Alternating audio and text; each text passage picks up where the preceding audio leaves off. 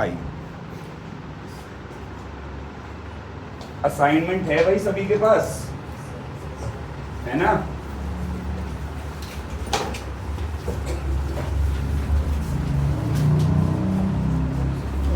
Pen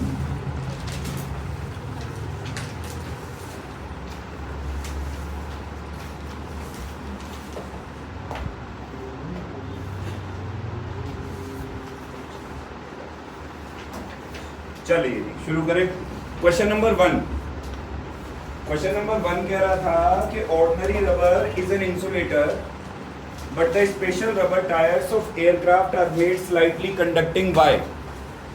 कितने लोगों को इसका आंसर पता चला? भाई क्या रीजन है इसका? Static charge. जब कभी भी एरोप्लेन चलेगा तो एयर उसके सरफेस के साथ में क्या करेगी? फ्रिक्शन। एयर जब उसके सरफेस के साथ में फ्रिक्शन करेगी तो उसके ऊपर क्या इकट्ठा हो जाएगा भाई? चार्ज। और वो चार्ज स्पार्क ना पैदा कर दे, इसीलिए उस चार्ज को जमीन में भेजने के लिए हम क्या काम करते हैं? उसके जो टायर्स होते हैं उनको क्या बनाते हैं? कंडक्टिंग, ताकि सारा का सारा चार्ज कहाँ चला जाए भाई? जमीन में। अरे यार हाँ ना बोलो, ये बात एक्सप्लेन करी थी।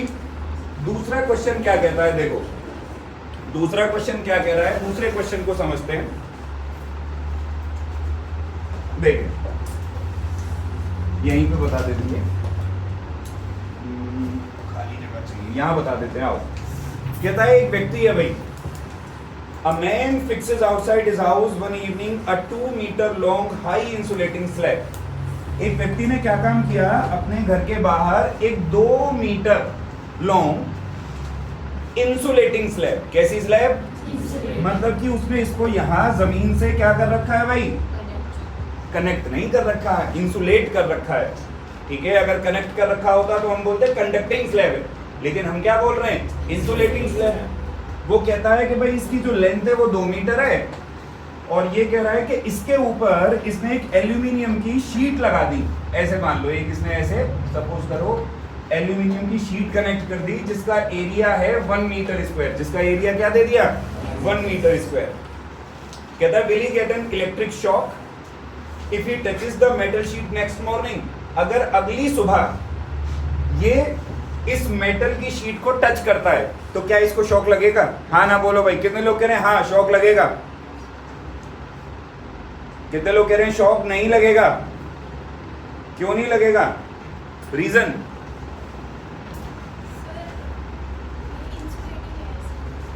ये इंसुलेटिंग है, इसी वजह से शॉक लगेगा। इन रियलिटी में क्या होगा? एयर इसके सरफेस को चार्ज करेगी फ्रिक्शन से, क्योंकि ये यहां से इंसुलेट है, यहां से ये चार्ज जमीन में नहीं जा सकता, तो वो सारा का सारा चार्ज इसके ऊपर क्या रहेगा? इकट्ठा रहेगा। जब सारा चार्ज इकट्ठा रहेगा और कोई भी व्यक्ति जब इसको जाकर के टच करेगा अगले दिन सुबह में, तो क्या होगा? उसको करंट लगेगा, क्योंकि ये चार्ज जो है उसकी बॉडी से होता हुआ जमीन में जाएगा और उसको शॉक देगा। हाँ, अगर ये यहां से इंसुलेटिंग ना होता तो फिर शॉक ना लगता, क्योंकि उस कंडीशन में जितना भी चार्ज इस पे इकट्ठा हुआ वो सीधा कहां चला जाता? जमीन में। बात समझ में आई? फिर वो सीधा कहां चला जाता भाई? जमीन में। अगला सवाल, vehicles carrying inflammable materials usually have ropes touching the ground during motion. Why? क्या ये बात भी मैंने बता दी थी लास्ट क्लास में भाई कि ऐसा क्यों होता है? बेसिकली किसी को इसमें डाउट है? What is charge? इसमें कोई डाउट है? बेसिक क्वेश्चन एकदम थ्योरी से। Right some properties of charge. मैंने 3-4 लिखवाई थी, उठा के कोई भी 2-3 लिख दो। चार्ज स्केलर होता है, चार्ज एडिटिव होता है, चार्ज को क्यू से रिप्रेजेंट करते हैं, चार्ज की यूनिट कूलम होती है, चार्ज क्वांटाइज्ड होता है। क्वांटाइजेशन आज मैं पढ़ाऊंगा, ठीक है? What is the origin of charge? Friction. What is the origin of charge? Friction. बहुत बढ़िया। Who gave the charge the signs? Benjamin. ठीक है, साइन किसने दिए थे? Benjamin. Who said that charges are of 2 types? Dufay. Who said that charges are of 2 types? Dufay. What is static electricity? हाँ जी। When charges are at rest. When charges are at rest, the electricity conducted या consumed बोल रहा हूँ, sorry, produced by them is called static electricity when charges are at rest. How many types of charge are there? हाँ जी, how many types of charges are there? Two types. कौन कौन से? Positive and negative. बहुत बढ़िया। So there are two types of charges, positive and. अच्छा एक चीज बताओ, चलो इतना सब तुम पढ़े क्लास में, अब थोड़ा सा एक्स्ट्रा दिमाग लगा के बात करें। जैसे मान लो कोई एक बॉडी न्यूट्रल है, कोई एक बॉडी, मतलब बॉडी अगर न्यूट्रल है तो इसका मतलब यह है कि भाई उस पर कोई चार्ज नहीं है। क्या मैं ये कह सकता हूं कि बॉडी न्यूट्रल है तो उस पर कोई चार्ज पार्टिकल ही नहीं है?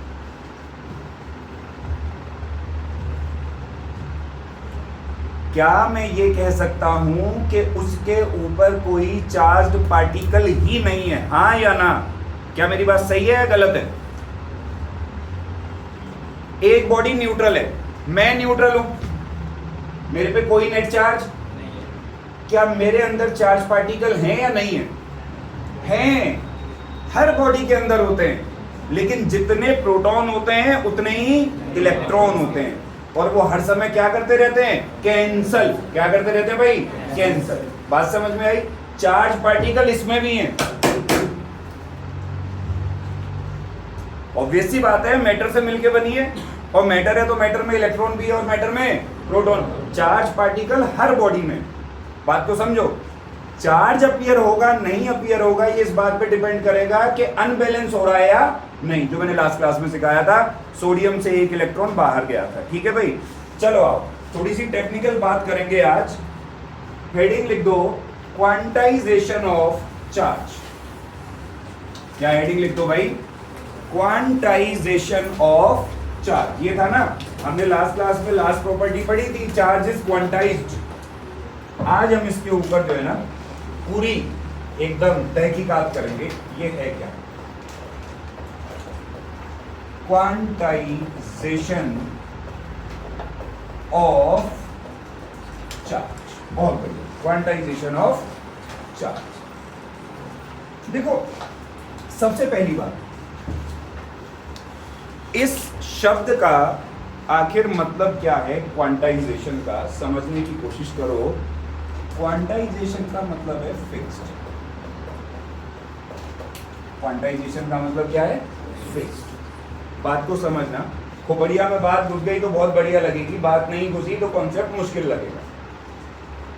अपने इंडिया की बात करते हैं, ठीक है, और पैसे की बात करते हैं। किसकी बात करते हैं? पैसे। हम डिजिटल मनी की बात नहीं कर रहे, डिजिटल मनी यानी कि फोन पे वगैरह की हम बात नहीं कर रहे, हम कैश की बात कर रहे हैं। अब एक बात बताओ, कैश में छोटे से छोटा सिक्का या छोटे से छोटा रुपया जो वैल्यू होती है वो कितनी है? 1 रुपया। इससे कम का सिक्का तो नहीं आता ना? क्या आता है? अभी भी नहीं आता। 50 पैसे कब के चलने बंद हो गए? 25 पैसे उससे पहले चलने बंद हो गए। तो मिनिमम कितने का रुपया आता है? 1 रुपया। अब दिमाग लगा के सोच, मान ले मेरे पास 10 रुपए। कितने रुपए हैं? तो वो 1 का ही तो मल्टीपल है। मान ले मेरे पास 20 रुपए, तो वो भी किसका मल्टीपल है? 1 का। मैं कह रहा हूं भाई मेरे पास है 1000 रुपए। कितने रुपए? तो वो भी किसका मल्टीपल है? 1 का। क्योंकि मुझे समझ में आ रही है कि ये मिनिमम वैल्यू है, इससे कम वैल्यू मुमकिन नहीं। मान ले अगर मैं कहूं कि यार मुझे तुझे 2.5 रुपया देना है, क्या मैं दे पाऊंगा? कैश में क्या मैं दे पाऊंगा? नहीं दे पाऊंगा ना। क्यों? क्योंकि 1 रुपए से छोटा सिक्का अवेलेबल है ही नहीं। होता तो दे देता। अरे यार हाँ ना तो बोल, होता तो दे देता, है नहीं तो दे ही नहीं सकता। अब अगर मैं इसका मल्टीपल देखूं तो तू ध्यान लगा के देख, 1 का मल्टीपल कितना हो गया? 2.5। यानी कि मैं एक नतीजे पे पहुंचा पैसे को लेकर के, और वो नतीजा ये कह रहा है कि ये जो मल्टीपल है ना यार, ये फ्रैक्शंस में नहीं हो सकता। किस में नहीं हो सकता?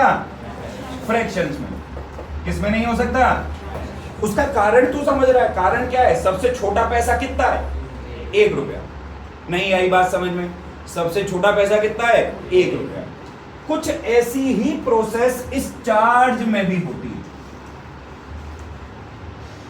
अब वैज्ञानिकों ने क्या किया, बात को समझ। तेरे को याद होगा जॉन डाल्टन, याद है डाल्टन एटॉमिक थ्योरी। डाल्टन बोला एटम टूटेगा नहीं, बाद में एटम को तोड़ दिया इलेक्ट्रॉन, प्रोटॉन और न्यूट्रॉन में। अब वैज्ञानिक लगे तोड़ने में, उन्हें पता चला कि इलेक्ट्रॉन जो है ना भाई, ये इससे ज्यादा टूट ही नहीं रहा।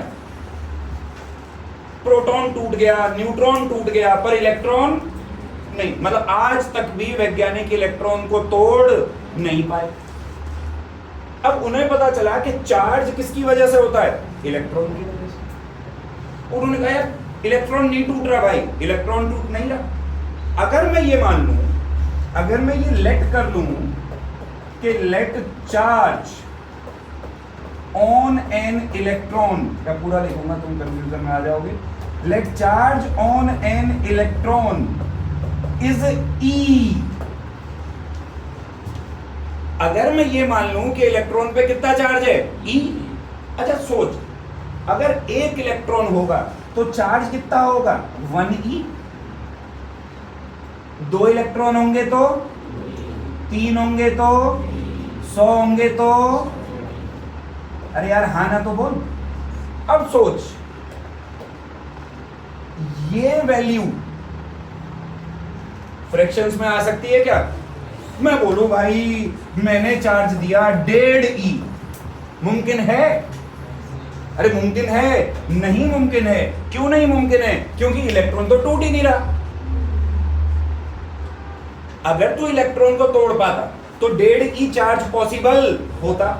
एक बात बता, 7वीं 8वीं 9वीं क्लास से तुम लोग केमिकल रिएक्शंस पढ़ रहे हो नहीं पढ़ रहे हो? कभी तुमने सुना आधा इलेक्ट्रॉन ट्रांसफर हुआ, पौना इलेक्ट्रॉन चला गया जी बॉन्ड बनाने को? कभी पौने इलेक्ट्रॉन की शेयरिंग करवाई है? बॉन्ड दो ही तरीके के बनवाते हैं केमिस्ट्री वाले, कौन कौन से? कोवलेंट और आयनिक। अब आयनिक में या तो ट्रांसफर होगा और कोवलेंट में शेयरिंग होगी। कभी भैया पौने इलेक्ट्रॉन की शेयरिंग करवाई है? कभी पूछा नहीं फिर अपने मास्टर से कि यार अपना ना ये बैलेंस बुलेंस जो करवा रहे हो तुम रिएक्शन दोनों तरफ, इनमें नंबर्स की मल्टीप्लाई क्यों चल रही, फ्रैक्शंस में क्यों नहीं लेते? सोचे कभी? हो ही नहीं सकता, वो पॉसिबल ही नहीं है। पॉसिबल क्यों नहीं है? क्योंकि इलेक्ट्रॉन टूटता नहीं है। और ये वो चार्ज है जो इलेक्ट्रॉन पे होता है। और जानते हो इस चार्ज की वैल्यू क्या होती है? इस चार्ज की वैल्यू होती है 1.6 इंटू 10⁻⁻19 कूलम। इस चार्ज की कितनी वैल्यू होती है? 1.6 इंटू 10⁻⁻19 कूलम।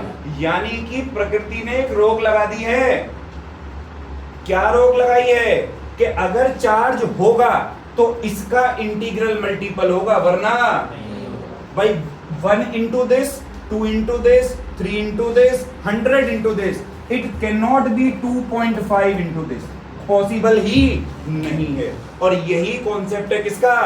क्वांटाइजेशन का। यही है क्वांटाइजेशन, कि तू अपनी मर्जी से कोई भी चार्ज सोच ले तो वो चार्ज एग्जिस्ट नहीं करेगा। सिर्फ वही चार्ज एग्जिस्ट करेगा जो इस कंडीशन पे खरा उतरेगा। और इसका अगर मैं देख, तू ध्यान लगा, अगर जनरल फॉर्मूला बनाऊं तो देखो ये नहीं लिख सकता क्या, Q बराबर एन ई? लिख सकता हूं ना, जिसमें n की वैल्यू कहां से शुरू कर दूं? 1 2 and so on up to what, infinity. Charge अगर पॉजिटिव होगा तो पॉजिटिव एन ई, और अगर नेगेटिव होगा तो n की वैल्यू कभी भी किस में नहीं आएगी? फ्रैक्शंस में। n की वैल्यू कभी भी किस में नहीं आएगी? तेरे को एक और एग्जांपल से समझाता हूं, बात को समझ। मान ले मैं ना सीमेंट बेचता हूं, होता है ना बिल्डिंग मटेरियल सप्लायर। मान ले मैं सीमेंट बेचता हूं और मैं बहुत ही बदमाश आदमी, हद से ज्यादा। मैंने पहले ही तय कर दिया खुली सीमेंट नहीं दूंगा भाई, बेचूंगा तो पूरा कट्टा बेचूंगा। कट्टा समझ में आती है? बोरा, बोरा बेचूंगा तो पूरा बोरा बेचूंगा, लूज में सीमेंट नहीं दूंगा। अब एक कट्टे में 50 किलो सीमेंट आती है, कितनी आती है भाई? मैंने क्या डिसाइड कर लिया? खुली सीमेंट नहीं दूंगा। अगर मैंने एक कट्टा बेचा तो कितनी सीमेंट बेची? बोल, 1 गुणा 2 बेची तो 2 गुणा 3 4। तो ये बेसिक इकाई है और ये नंबर है। ये कभी किस में नहीं आएंगे? फ्रैक्शंस में। यही तो है। अरे यार हाँ ना बोल, यही तो है क्वांटाइजेशन। मुझे लगा नहीं तुझे आया। हाँ ना बोल। पक्की बात, पल्ले पड़ गया क्या है क्वांटाइजेशन। अब देखिए एक एक्स्ट्रा ज्ञान की बात बताऊंगा, फिर तुझे कुछ लिखवाऊंगा मैं। हमने ये तो कह दिया कि इलेक्ट्रॉन को नहीं तोड़ पाए हम, देख समझ बात को, हमने ये तो लिख दिया बहुत प्यार मोहब्बत से, इलेक्ट्रॉन निकम्मा आदमी है, ये नहीं टूट रहा, मना कर दिया। अभी तक भी कोई ऐसा तरीका हमें मिला नहीं जिससे हम इलेक्ट्रॉन को तोड़ दे भाई, तो इलेक्ट्रॉन ने मना कर दिया टूटने से, लेकिन वैज्ञानिकों ने प्रोटॉन को और न्यूट्रॉन को तोड़ दिया है। तोड़ किसमें? क्वार्क्स। किसमें तोड़ दिया है? क्वार्क्स में। कितने तरीके के क्वार्क्स? दो तरीके के, अप डाउन। अप क्वार्क पे चार्ज जमा 2/3 ई, डाउन क्वार्क पे चार्ज -1/3 ई। अब तू देख, जो अभी में चिल्ला रहा था n नंबर होगा, फ्रैक्शन नहीं हो सकता, यहां पे क्या हो रहा है? फ्रैक्शन। लेकिन ये सिर्फ किसके लिए है? प्रोटॉन और, जब तक इलेक्ट्रॉन नहीं टूटेगा तब तक क्वांटाइजेशन का कॉन्सेप्ट क्या रहेगा? सही रहेगा। जिस दिन कोई तरीका पता लग गया कि इलेक्ट्रॉन को तोड़ पाए, उस दिन क्वांटाइजेशन के कॉन्सेप्ट को भी क्या कर देंगे? चेंज। अब तुम सोच रहे हो कि हमें काहे बता रहे हो? एनसीईआरटी बैक एक्सरसाइजेस सवाल है भाई क्वार्क के ऊपर, लास्ट क्वेश्चन क्वार्क के ऊपर एनसीईआरटी बैक एक्सरसाइज में क्या है सवाल। बात पल्ले पड़ी है, क्या परिभाषा लिखवाऊं क्वांटाइजेशन की? लिखें जरा, क्वांटाइजेशन लिखेंगे, according to quantisation of charge, according to quantization of charge, comma, charge can exist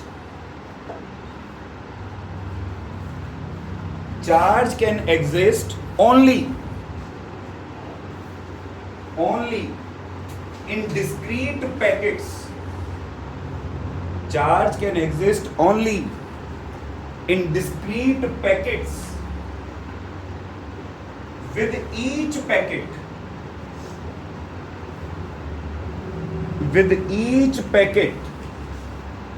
having a charge,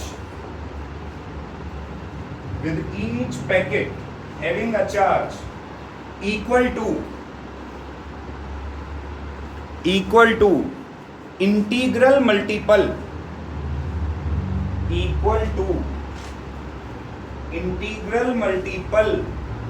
of certain minimum charge, integral multiple of certain minimum charge E, small e, integral multiple of certain minimum charge E। ठीक है, अगली line में ऐसे लिखेंगे, next line में लिखेंगे Q is equal to plus minus NE, where n is 1 2 3 and so on up to infinity, where E is called charge on an electron and the value of E is 1.6 into 10 raised to power minus 19 of coulomb। ऐसे लिखेंगे, ये जानकारी नीचे लिखेंगे।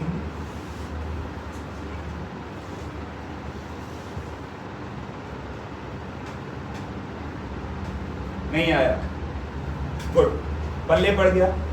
मान लो examiner तुमसे पूछ डाले, और पूछ क्या डालेगा? पूछेगा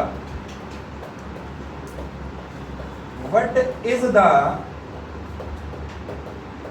cause of quantization, what is the cause of quantization, कारण क्या है? अब तुमको इतना देर पढ़ाया मैंने, बताओ जरा क्वांटाइजेशन का कारण क्या समझ में आता है तुम्हें? What is cause of quantization? Electron को हम और तोड़ नहीं सकते, अगर इलेक्ट्रॉन को तोड़ सकते होते तो क्वांटाइजेशन भी खत्म हो गया होता। तो लिख ले भैया कॉज में, electron can exist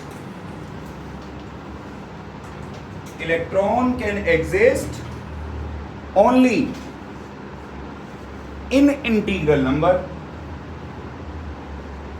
electron can exist only in integral number. Electron सिर्फ किस में एग्जिस्ट कर सकता है भाई?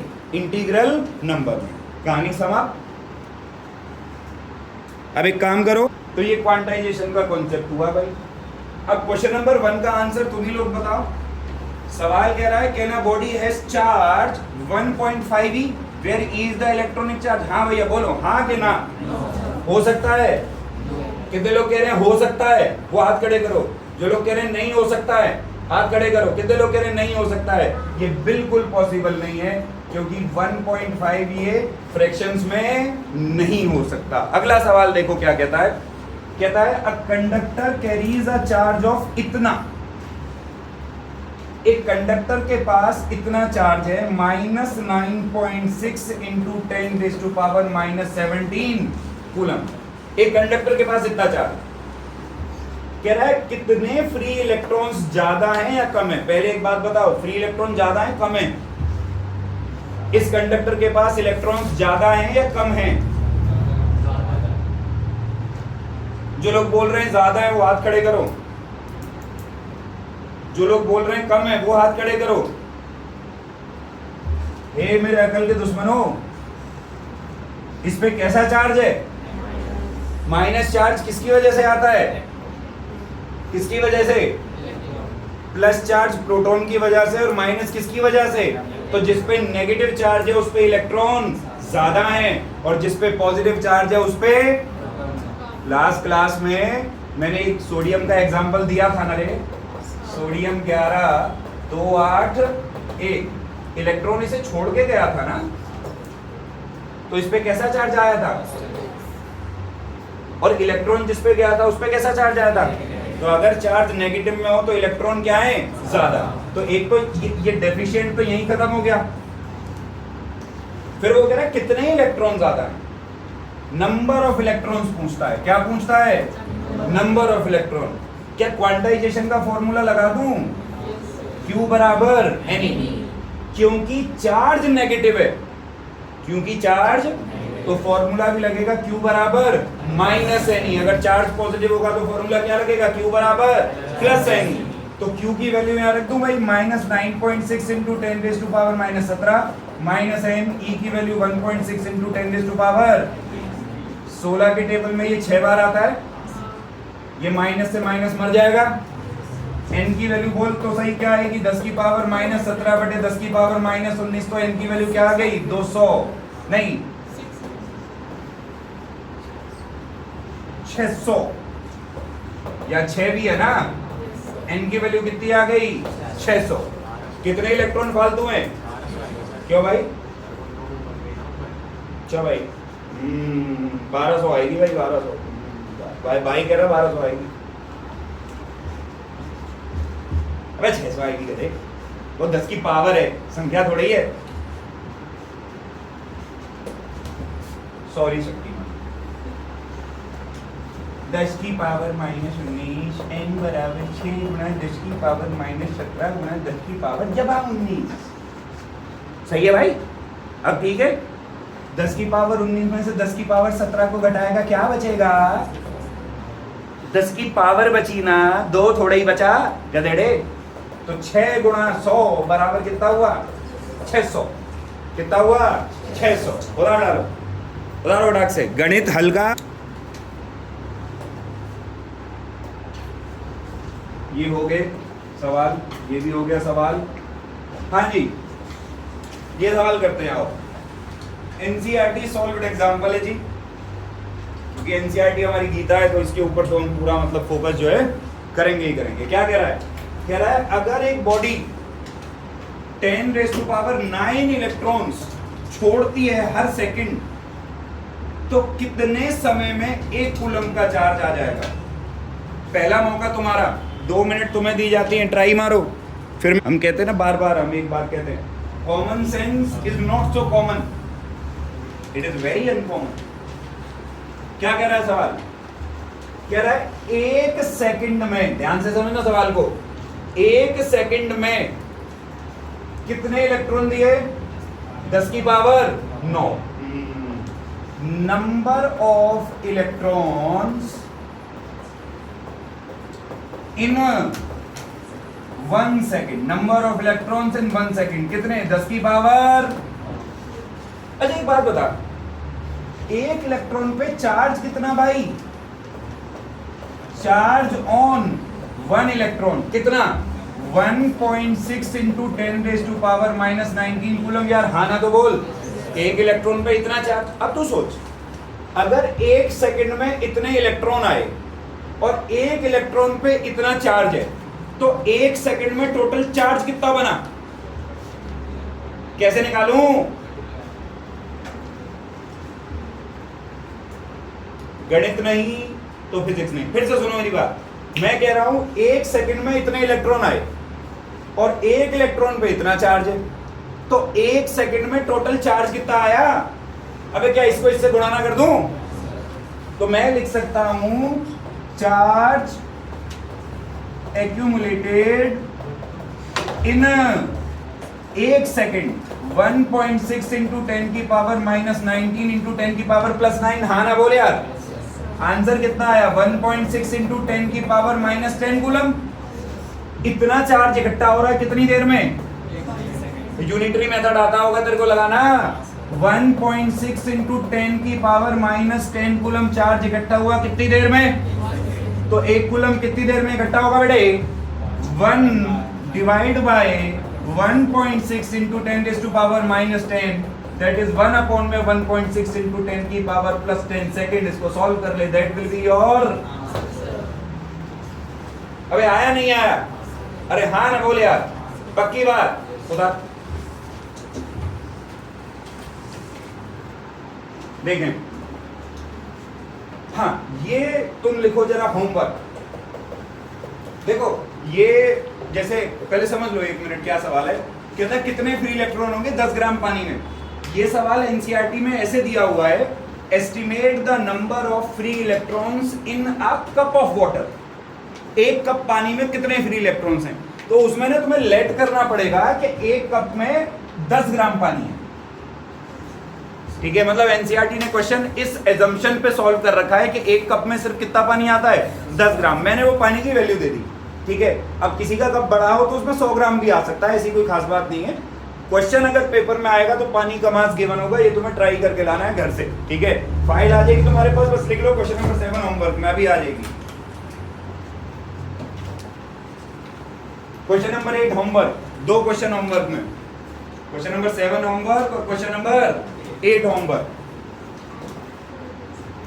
आइए जरा,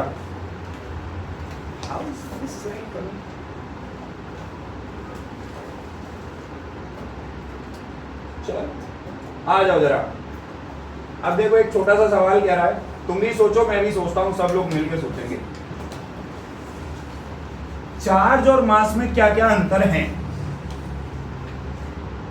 चार्ज में और मास में। देखो ऐसा है, खुश होने की कोई जरूरत नहीं है कि ये पेपर में आया, बट ये सिलेबस में है तो मैं पढ़ा रहा हूं।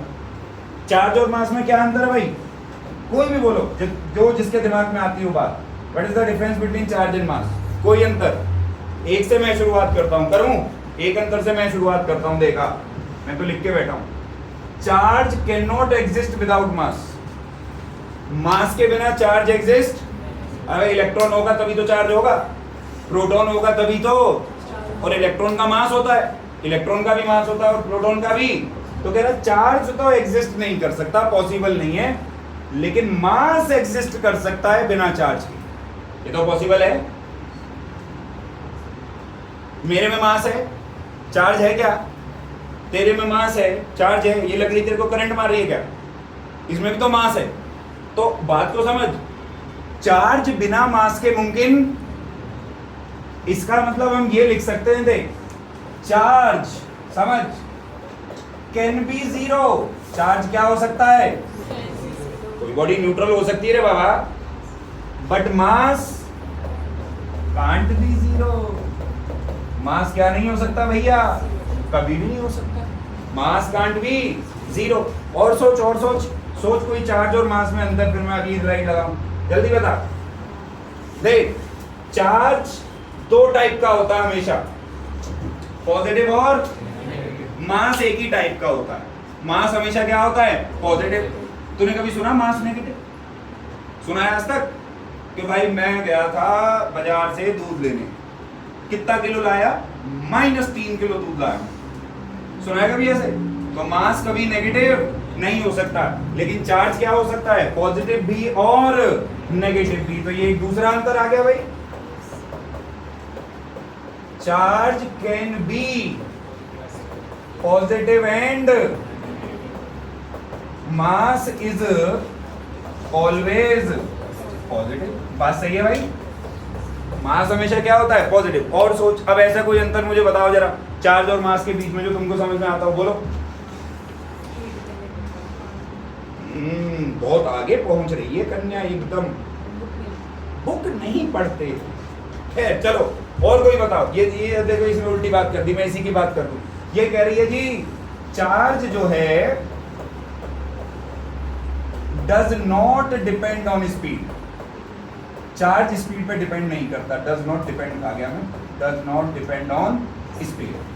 चार्ज स्पीड पे डिपेंड नहीं करता। ये बात बिल्कुल सही है। जैसे मान लें मेरे पे चार्ज है, तो ना मेरी स्पीड चाहे कुछ भी क्यों ना हो जाए, चार्ज पे फर्क नहीं पड़ेगा। लेकिन मास के बारे में ऐसा नहीं कह सकते। Mass increases with increase in velocity. अब सुनिए आप, जैसे जैसे ना हमारी एक्चुअली रफ्तार बढ़ती जाती है ना, हमारा जो मास है वो भी क्या होता जाता है?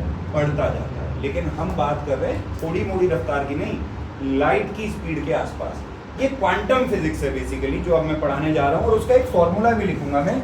मास कैसे वेरी करता है? मास वेरी करता है m बराबर m0 अपॉन में √1 माइनस v² अपॉन c²। इस फॉर्मूले से वेरी करता है एग्जैक्टली। देख सुन, ये जो मास होता है किसी भी बॉडी का, ये होता है बेटा रेस्ट मास। जब बॉडी रुकी हुई हो, वाह बॉडी रुक गई, ठीक है। जब बॉडी रुकी हुई हो उस समय जो उसका मास हो, उस मास को हम लोग क्या बोलते हैं? Rest mass. और ये वाला जो मास होता है, ये होता है मूविंग मास।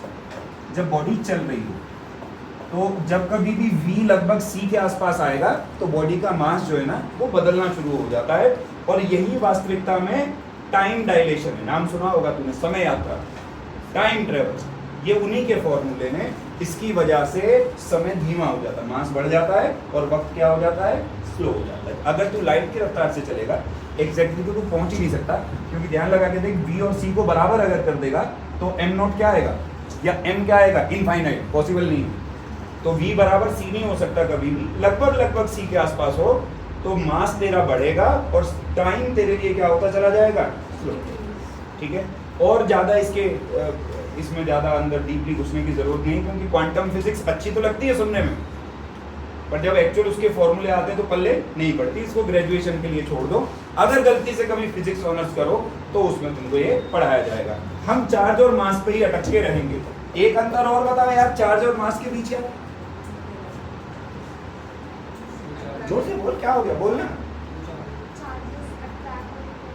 हाँ, चार्ज अट्रैक्ट और रिपेल करते हैं, मास हमेशा अट्रैक्ट करता है। मास पे कौन सा लॉ लगेगा? ग्रेविटेशन का। न्यूटन अंकल देके गए थे, मास पे कौन सा लॉ लगेगा? ग्रेविटेशन का। और ग्रेविटेशन की वजह से केवल अट्रैक्शन होती है। चलो जी, चार्ज कैन अट्रैक्ट और रिपेल, या शॉर्ट में लिख दूं, कैन अट्रैक्ट और रिपेल। इस पे क्या लिख दूं? Always attract. यार हाँ ना तो बोल, बात पल्ले पड़ी है। एक अंतर मैं बताऊं, जो आज ही पढ़ाया मैंने, बताऊं। चार्ज क्वांटाइज्ड होता है, चार्जेस मासेस। अरे चार्ज की तो वैल्यू फिक्स है। एक बात बता, चार्ज की वैल्यू क्या है? मास की फिक्स है क्या?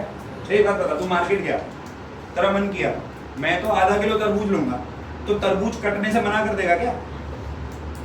पता। लेकिन चार्ज नहीं हो सकता ना, क्योंकि इलेक्ट्रॉन कट, तरबूज को काटा, भिंडी को भी काटा, मास क्वांटाइज्ड। यार देखिए अभी ये बालक है, मेरा मन कर मैं इसकी उंगली काट लूं, क्या हो गया उसमें? तो मास क्वांटाइज्ड नहीं होता, चार्ज क्वांटाइज्ड होता है। एक चीज और समझना, अगर आई तो आई पेपर में, नहीं तो नहीं आई। सुन लो बस,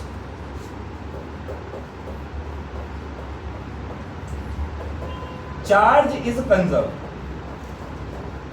चार्ज हमेशा कंजर्व रहता है। पूरी दुनिया में, पूरे ब्रह्मांड में हमने आज तक ये पाया है कि चार्ज हमेशा क्या होता है, कंजर्व। ठीक है, उदाहरण देके बताता हूँ चार्ज कैसे कंजर्व। एक दो रिएक्शंस लिखेंगे अपन। देख कहाँ लिखूं, वहां लिख दूं क्या, ऊपर कोने में है ना, बॉक्स बना के वहां पे लिख रहा हूं। देख चार्ज कंजर्व होता है जैसे, लेट कर एक पार्टिकल होता है हमारे पास गामा। क्या पार्टिकल होता है, गामा। नाम सुना, अल्फा बीटा गामा रेज होती हैं, रेडियो एक्टिविटी में अपन पढ़ेंगे। तो गामा होता है 0 गामा 0, कुछ नहीं होता। ये टूटता है, पहले समझ लो फिर उतारेंगे। उतारने फोकस मत करो, समझ में फोकस करो। गामा टूटता है, गामा टूट के बनाता है एक इलेक्ट्रॉन और एक पॉजिट्रॉन। इसे बोलते हैं इलेक्ट्रॉन, इसे क्या बोलते हैं भाई, पॉजिट्रॉन। ठीक है, और ये जो रिएक्शन है, इस रिएक्शन का नाम है पेयर प्रोडक्शन। इस रिएक्शन का क्या नाम है, तुम कहोगे यहाँ क्यों पढ़ा रहा मास्टर? मास्टर इसलिए पढ़ा रहा है क्योंकि देख इधर 0 इधर 0, रिएक्शन के बाद इधर देखिए 0 जमा 0 0, -1 + 1 0। चार्ज क्या रहा, कंजर्व। चार्ज क्या रहा, कंजर्व। इसकी अपोजिट भी एक रिएक्शन होती है जिसमें बिल्कुल उल्टा हो जाएगा, -1 इलेक्ट्रॉन और एक पॉजिट्रॉन मिलके 0 गामा 0 बनाएंगे। इस रिएक्शन को बोलते हैं एनिहिलेशन। इसका दिमाग खराब हो गया क्या बोर्ड का? इस रिएक्शन को क्या बोलेंगे भाई, इस रिएक्शन को बोलते हैं एनिहिलेशन। ठीक है, अब तुम सोच रहे होगे इन्हीं दो रिएक्शन को काहे लिखवा रहे हो, क्योंकि यही दो एनसीईआरटी में है। ऐसा नहीं है कि चार्ज कंजर्व होता है तो उसकी और कोई रिएक्शन नहीं है, हर रिएक्शन में चार्ज कंजर्व होता है भाई। तुम लोग जो केमिस्ट्री में पढ़ते हो उसमें भी चार्ज क्या होता है, कंजर्व। लेकिन हम यहाँ पे इन्हीं दो की चर्चा कर रहे हैं, रीजन एनसीईआरटी में। तो चार्ज तो कंजर्व होता है, मास होता है कंजर्व, नहीं होता, कहां जाता है? मास can be changed into energy. Mass can be changed into कौन सी इक्वेशन, E बराबर डेल्टा mc²। तो मास को एनर्जी में बदल सकते हो, चार्ज को एनर्जी में नहीं बदल सकते। उतार डालो, आएगा नहीं पेपर में, खुश मत होना बिल्कुल भी। चलो ये हो गया हो तो बोलो, आगे बढ़ा जाए। आओ, एक टॉपिक और है आज के एजेंडा में, ये नहीं है, ये तो मैंने बता दिया सब तुमको। देखो लिखो, हेडिंग लिखो, ways of charging a body. अब ना एक्चुअली क्या है, हम किसी बॉडी को चार्ज करने की कोशिश करेंगे। Ways of charging a body, देख सुन, किसी भी बॉडी को चार्ज करने के दो तरीके हैं जो हमने पढ़ने हैं। ठीक है, एक होता है कंडक्शन और भाई दूसरा होता है मेरे भाई इंडक्शन। एक होता है कंडक्शन और दूसरा क्या होता है, इंडक्शन। अभी हेडिंग कौन सी लगी हुई है भाई, कंडक्शन। लिख जरा, पहले लिख फिर समझाता हूं पूरी डिटेल प्रोसेस। कंडक्शन क्या है लिखेंगे जरा। It is the process, it is the process of charging a body. It is the process of charging a body through actual transfer of electrons. It is the process of charging a body through actual transfer of electrons. Bracket में लिखेंगे physical contact is required, bracket बंद। Bracket में लिखेंगे physical contact is required। आओ समझो बात को, conduction क्या है, सुनो मेरी बात। प्रोसेस पे फोकस करेंगे साहब। आइए, मान लो हमारे पास में ये बॉडी है और ये बॉडी है ए। इस बॉडी पर चार्ज है, पूरी बॉडी पर। मान लेते हैं कि चार्ज की वैल्यू है Q। चार्ज की कितनी वैल्यू है Q, समझना बात को, चार्ज की कितनी वैल्यू है Q। इसके जैसी एक और बॉडी है, बॉडी B। पूरी प्रक्रिया में एक चीज फिक्स है और वो ये कि A और B आर आइडेंटिकल। A और B बिल्कुल आइडेंटिकल है, मतलब बिल्कुल एक जैसी है। बिल्कुल एक जैसी का मतलब क्या है, सेम मटेरियल की बनी है और दोनों की रेडियस भी सेम। तो इस पे चार्ज है Q और ये बेचारी न्यूट्रल है, इस पे चार्ज क्या है तो ये न्यूट्रल है। अपन इस बॉडी को इस बॉडी से चार्ज करना चाहते हैं। क्या करना चाहते हैं, चार्ज। कौन से मेथड से, कंडक्शन से। हमने क्या कहा, कंडक्शन में इलेक्ट्रॉन्स का एक्चुअल ट्रांसफर होगा, कांटेक्ट की जरूरत होगी। तो कंडक्शन से चार्ज करने के दो तरीके हैं, या तो तुम इन दोनों को टच करा दो, या फिर अगर टच नहीं करा रहे हो तो इन दोनों के बीच में एक वायर जोड़ दो। जब वायर जोड़ दोगे तो एक बॉडी से दूसरी बॉडी पे चार्ज का क्या होगा भाई, ट्रांसफर। फाइनल चार्ज कितना आएगा दोनों बॉडीज पर, यह समझना जरूरी है। इस पे कितना चार्ज था, प्लस, इस पे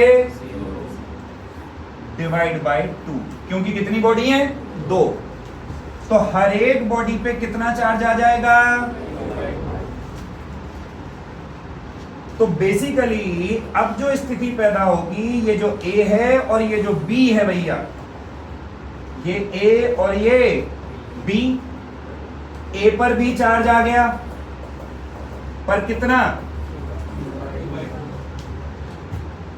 B पर भी चार्ज आ गया, पर कितना, Q/2। जो बॉडी इनिशियली न्यूट्रल थी हमने उसको क्या करा दिया, चार्ज। लेकिन इस प्रोसेस में, ये प्रोसेस कंडक्शन है, एक बात जरूर ध्यान रखेंगे जो याद रखने योग्य है कि चार्ज मीन के बराबर सिर्फ तब होगा जब बॉडीज आइडेंटिकल हों। मान ले ये आइडेंटिकल ना हो तो इन्हें टच कराए, चार्ज तो ट्रांसफर होगा पर आधा आधा नहीं। तब क्या होगा वो हम इसी यूनिट के तीसरे चैप्टर में पढ़ेंगे जब हम पोटेंशियल का कॉन्सेप्ट पढ़ेंगे। इसलिए मैं ये बात यहां पे अलग से लिख रहा हूं हिंदी में, तुम भी लिख लेना ऐसे ही कि चार्ज मीन, हिंदी लिखनी आती है ना सबको, चार्ज मीन तभी होगा जब बॉडीज आइडेंटिकल होंगी। जब बॉडीज क्या होंगी, आइडेंटिकल होंगी, अदरवाइज मीन नहीं होगा। चार्ज मीन तभी होगा जब बॉडीज क्या होंगी, आइडेंटिकल। आइडेंटिकल नहीं होंगी तो पोटेंशियल बराबर करेंगे, उसका अभी कॉन्सेप्ट पढ़ेंगे आगे। क्या ये बात पल्ले पड़ी है भाई, अरे यार हाँ ना बोल, उतारियो जरा। और ये इंपॉर्टेंट कॉन्सेप्ट है, इस पे न्यूमेरिकल सवाल मैं बनाता हूं क्वेश्चन, इजी मुश्किल, मुश्किल बना दूं, इजी से शुरू करते हैं। क्यों खाम खाम में मरना चाह रहे हो पहली बार में, आओ जरा। मान ले भैया ऐसा कर, 3 बॉडी है A B C। कितनी बॉडी है, 3 बॉडी A B C, तीनों आइडेंटिकल हैं। तीनों क्या हैं, तो सवाल ध्यान से सुनिए मेरा। A पे चार्ज है 3 कूलम, 2 पे चार्ज, B पे चार्ज है -2 कूलम, 3 कूलम माइनस। सुन ले ध्यान से, इसको पहले इससे टच कराया, फिर इससे टच कराया, बता फाइनल तीनों पे चार्ज कितना। चल जल्दी कर, जल्दी कर, क्या सोचता, जल्दी कर। क्या किया मैंने तेरे को क्या बोला, मैंने कहा इसको इससे टच करा। जब तू इसको इससे टच कराएगा तो फाइनल चार्ज आएगा इन दोनों पे आएगा Q1 3 -2/2। अबे ऐड होगा ना भाई, इस पे -2 है ना भाई, तो 1/2, यानी कि अब इस पे कितना रह गया, इस भाई पे कितना रह गया। फिर मैंने क्या बोला तेरे को, इसको इससे टच कराया तो इस पे कितना है 0। टच होने के बाद फाइनल चार्ज Q2, इस पे कितना 0.5, इस पे कितना 0/2, 0.5/2, 0. तो इस पे कितना आया 0.5। 0.25, इसमें भी कितना आया 0.25। ये जो वैल्यू है ये फाइनल चार्ज है। कितने लोगों का सही हुआ? दम तोड़ दिस, उतार जल्दी जल्दी उतार।